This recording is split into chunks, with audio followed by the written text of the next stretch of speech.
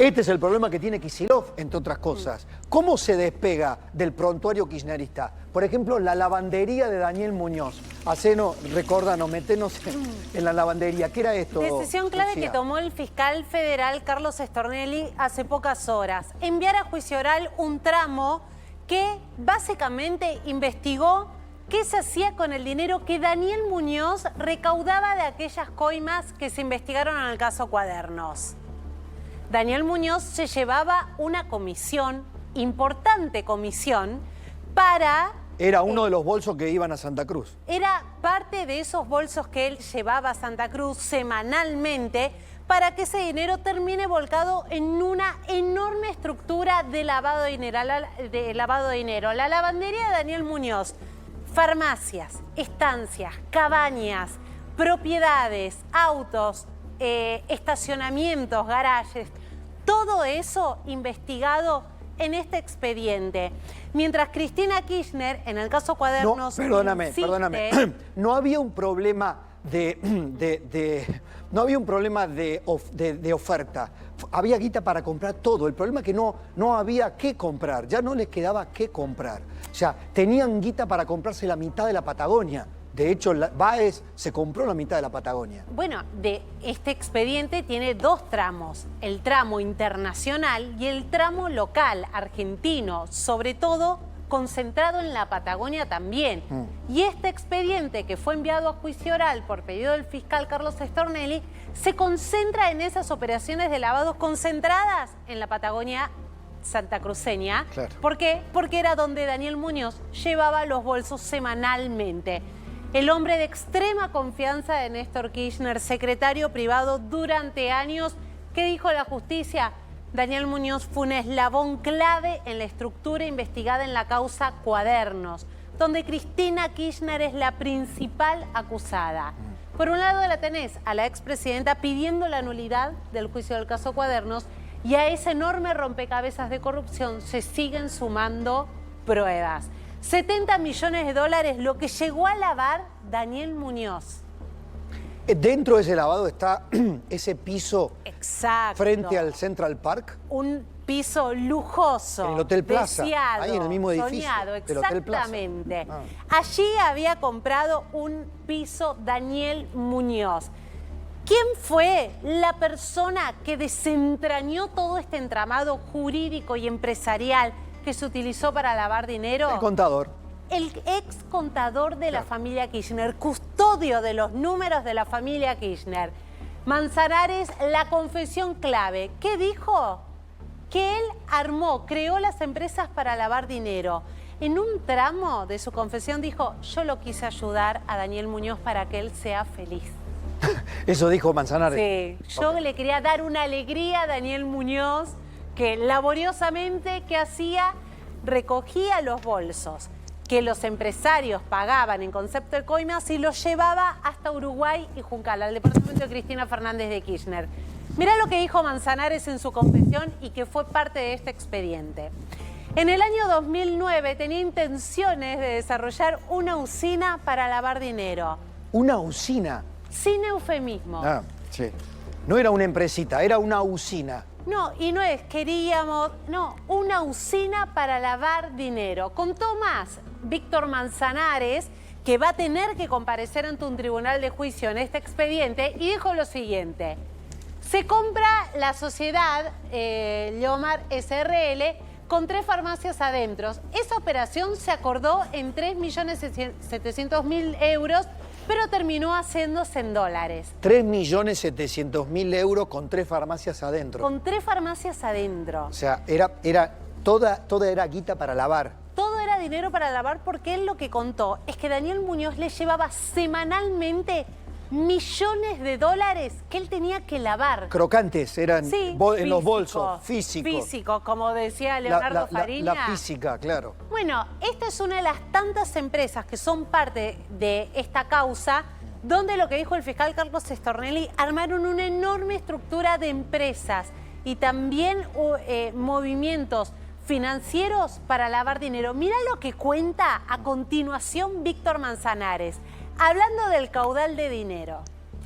Muñoz inyectó una empresa 15 millones de dólares.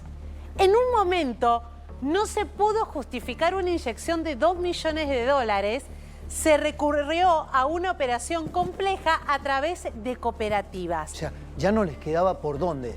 Era tan obscena la cantidad de dinero que manejaban que no podían ni siquiera justificar con su propio armado trucho, ficticio, el dinero que era parte, una porción de lo que se pagaba en concepto de sobornos.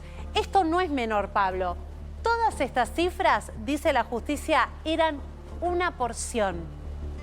Imagínate todo lo que el kirchnerismo ahora, recaudó en concepto de coima.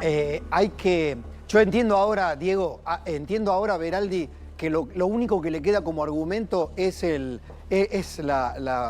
rechazo formal, digamos, pedir la nulidad por cuestiones formales. No hay una manera de negar los hechos. El kirchnerismo no ha negado los hechos, no puede negar los hechos. No, lo acusa al fiscal, el Forum Shopping, el juez, ¿no, Diego? Sí, a ver, lo que sucede acá es que no hay algo que lo quiero enganchar con lo que decía Lucas, ¿no? Es decir, vos frente al gobierno de Milei tenés dos opciones, o discutís el sindicalismo, que doy una experiencia propia, un 7 de mayo en la puerta de Recoleta, los invito a que vayan y vean los autos que paran en la puerta, que es el natalicio de Perón, ahí está todo el sindicalismo argentino que compite a ver quién tiene mejor auto, pero otro que la discusión es la corrupción. Hoy hablaba con una dirigente muy importante del peronismo, que fue ministra de Kicillof, y ella me decía, el problema que están discutiendo otras cosas, pero cuando vos no discutís la política, aparecen estas cosas en el peronismo. Y esto es lo grave. Entonces, lo único que te queda es, vos no podés defender. Tenés que hacer una defensa técnica desde lo procesal para poder, de alguna manera, lograr destrabar un juicio y te quedás con esas herramientas. No tenés forma técnicamente y con el peritaje de poder comprobar que todo lo que estamos hablando y se viene hablando hace años no sea real. Pablo, ayer lo que decía Carlos Beraldi es, los arrepentidos fueron extorsionados, la estafa de los arrepentidos. ¿Se va a animar realmente Cristina Kirchner a desmentir al hombre que manejó sus números por décadas? Porque puede que no te guste la confesión de Oscar Centeno, sí. pero algo que destacó Carlos Stornelli es ¿Cómo me encantaría ver un careo? ¿Cómo me encantaría ver un careo entre Manzanares y Cristina? Pero aparte Manzanares, que confesó en dos momentos, lo que había señalado Carlos Stornelli es que lo que les sorprendió es la rigurosidad. Cuentas, CBU, movimientos financieros, declaraciones juradas, contó años y conversaciones precisas en las que él le advirtió a los expresidentes irregularidades, inconsistencias en las declaraciones patrimoniales. Custodió y dibujó los números de la fortuna kirchnerista durante décadas y fue uno de los principales arrepentidos de estos expedientes. Gracias, Lu, excelente. Al minuto con la precisión.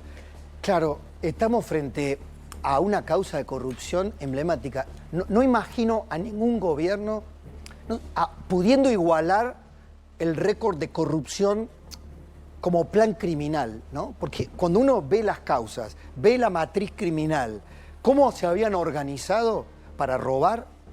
Mirá, la corrupción, el Turco así alguna vez me dijo, Pablo, cuando empiecen a descubrir la marroquinería política del gobierno de Néstor, la corrupción menemista va a pasar a ser un suspiro.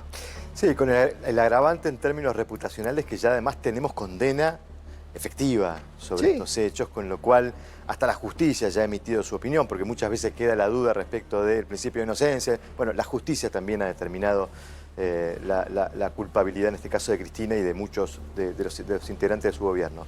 Es un problema. Pero vuelvo sobre lo reputacional que dijiste. ¿Cómo te levantás enarbolando el escudo peronista después de haber sido parte de un esquema durante 20 años de secuestro o de complicidad? Bueno, a ver, yo digo, el peronismo tiene en este contexto dramático para el peronismo, tiene una ventaja todavía, que es visualizado por la opinión pública como la alternativa a Milei. Sí.